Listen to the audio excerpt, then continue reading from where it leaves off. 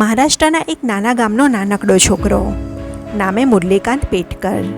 નાનપણમાં એ બાળકના મનમાં એક સપનું રોપાય છે, ઓલિમ્પિક મેડલ જીતવાનું સપનું.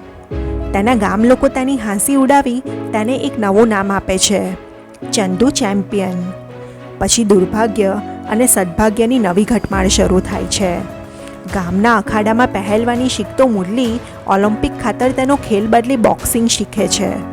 ઓલિમ્પિકમાં ઉતરવાનું તેનું સપનું સાવ હાથ વગું હોય છે ત્યાં 65ના યુદ્ધમાં મુરલી અપંગ બને છે. અપાહિજ બનેલા મુરલીને તેનું કુટુંબ સુદ્ધા જ આકારો આપે છે. પણ જીવવાનું છોડી નથી શકાતું તો સપનું કઈ રીતે છોડી દે?